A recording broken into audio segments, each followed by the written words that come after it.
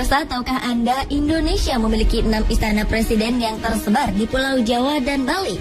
Antara lain Istana Merdeka di Jakarta, Istana Bogor, Istana Cipanas, dan Istana Tampak Siring di Bali.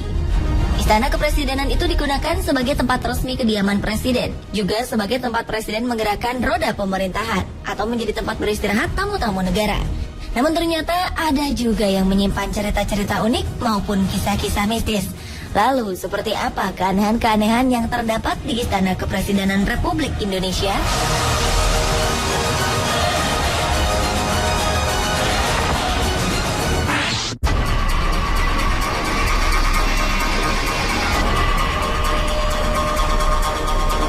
Demi penghematan uang negara, dahulu Presiden Gus Dur memutuskan tinggal di Istana Merdeka. Meski demikian, bukan berarti keluarga Gus Dur betah. Mereka mengaku banyak diganggu makhluk halus di istana peninggalan zaman kolonial itu. Putri Gus Dur, Yeni Wahid, pernah mengaku di akun Twitternya bahwa istana yang ia tinggali sangat tidak nyaman dan seram suasananya. Bahkan sang adik Inayah Wahid sering diganggu oleh makhluk halus. Kejadian menyeramkan ternyata tidak hanya dialami keluarga Gus Dur. Sejumlah pegawai istana juga kerap mengalaminya. Bahkan saking takutnya, untuk membersihkan lantai 4 dan 5 di Wisma Negara saja tidak ada yang berani. Karena takut dengan penunggu di sana yang tidak kasat mata. Menurut ajudan Gus Dur saat itu, yaitu Munib Huda Muhammad, Presiden Indonesia kelima itu tidak menggunakan cara-cara mistis untuk mengusir keangkeran istana, melainkan dengan cara yang logis. Gus Dur membuka Istana Merdeka bagi masyarakat, sehingga di era Gus Dur, Istana Merdeka ramai dan tidak angker lagi.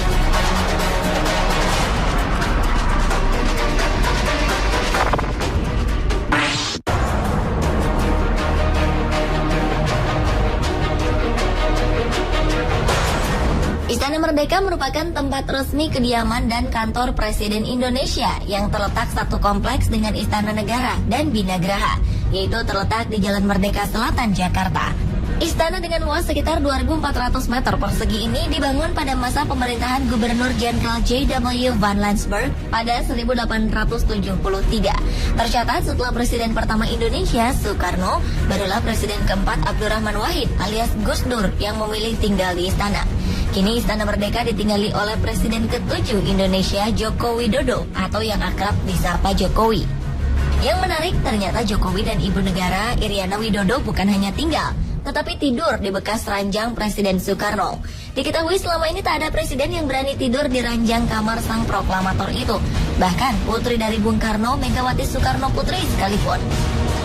Menurut Ahok, Gubernur DKI Jakarta, Presiden Jokowi termasuk salah satu presiden yang berani menempati kamar Bung Karno. Meski banyak informasi tentang bangunan tersebut yang penuh dengan cerita mistis, Jokowi mengaku tidak merasa terganggu oleh cerita-cerita itu. Ia malah merasa nyaman, sebab ia juga pernah tinggal di gedung tua saat ia menjabat sebagai wali kota Solo.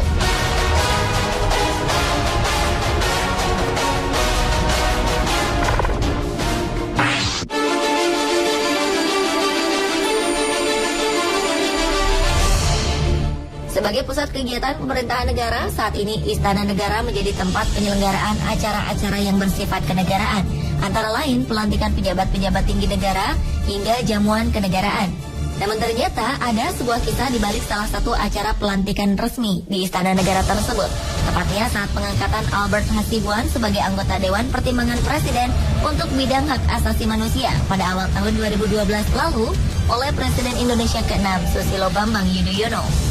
Usai pelantikan, meja marmer yang dipakai sebagai tempat penandatanganan tiba-tiba pecah dan hancur berkeping-keping seperti habis dipukul dengan benda keras. Peristiwa itu terjadi ketika pasukan pengamanan presiden atau Pas Pampres hendak memindahkan meja marmer setebal 2 cm tersebut. Walau sempat terkejut, acara pelantikan tak terganggu sama sekali. Diketahui alas marmer tersebut terlepas dari meja besi kerangkanya. Namun ternyata ada juga yang mengaitkannya dengan hal-hal metafisika, yang konon pecahnya meja tersebut merupakan teguran dari si penunggu meja marmer bagi sang presiden kala itu.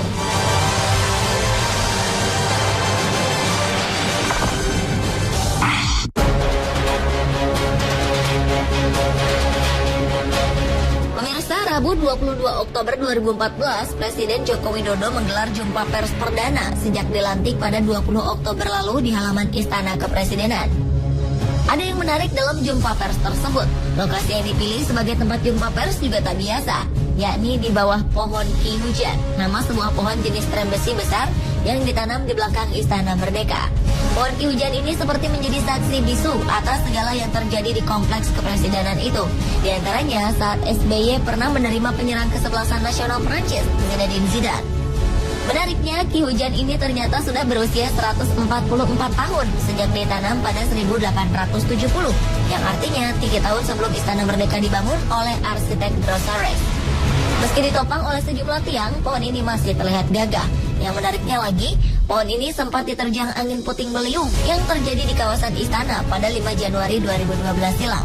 Banyak pohon bertumbangan, namun anehnya Ki Hujan tetap kokoh berdiri. Hanya dedaunannya saja yang rontok dan ranting-ranting kecil yang berjatuhan.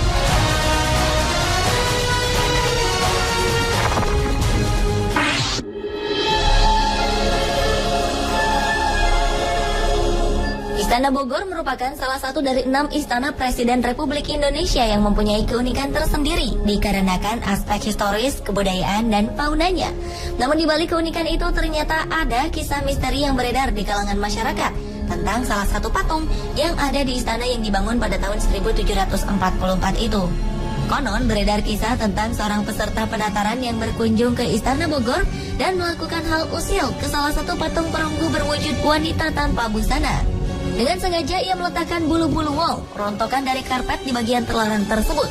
Esok hari ia terkejut karena bulu-bulu serupa ada di kantung celananya.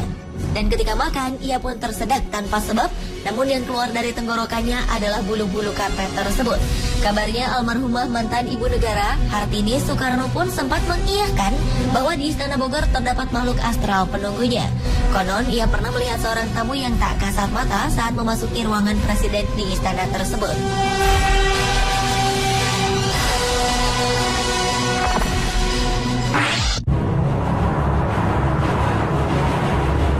Istana Kepresidenan yang berada di Bali, yakni Istana Tampak Siring, adalah satu-satunya istana kepresidenan Republik Indonesia yang dibangun setelah Indonesia merdeka. Karena kelima istana lainnya, yakni Istana Negara, Istana Merdeka, Istana Bogor, Istana Cipanas, serta Istana Gedung Agung Yogyakarta dibangun semasa zaman kolonialisme Belanda. Istana Tampak Siring biasanya digunakan oleh presiden untuk beristirahat, melakukan rapat kerja, serta melakukan perundingan luar negeri. Istana Tampak Siring diprakarsai oleh Soekarno dan mulai dibangun pada tahun 1957 hingga tahun 1963. Di istana tersebut terdapat sebuah kamar yang dulu sempat dihuni Soekarno. Konon menurut warga setempat, kamar tersebut hingga kini tidak dihuni dan sengaja dikosongkan karena ada kekuatan mistis yang meliputi ruangan tersebut. Sementara Presiden Indonesia yang datang berkunjung ke istana itu menempati bangunan lain yang tak jauh dari bangunan yang ditempati Soekarno.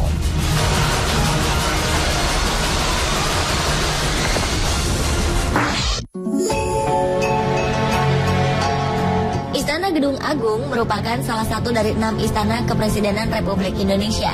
Istana ini terletak di pusat kota Yogyakarta, tepatnya di ujung Jalan Malioboro. Gedung yang dibangun oleh seorang arsitek A. Payen ini pernah menjadi saksi sejarah ketika Bung Karno berkantor di sana saat Yogyakarta menjadi ibu kota baru Republik Indonesia. Karena merupakan bangunan tua, banyak rumor beredar mengenai kisah mistis di balik bangunan bergaya Eropa itu. Kabarnya di istana tersebut sempat terjadi gangguan-gangguan makhluk gaib. Maka dari itu seorang paranormal pernah dimintai tolong oleh Pas Pampres. Menurutnya, hal yang dianggap mengganggu tersebut berasal dari kekuatan kitab Stambul yang sering berpindah-pindah secara misterius di sekitar istana. Kabarnya di Istana Gedung Agung yang bernama Loji Kebon itu kerap terdengar suara prajurit baris berbaris, walau tak ada yang sedang melakukan baris berbaris.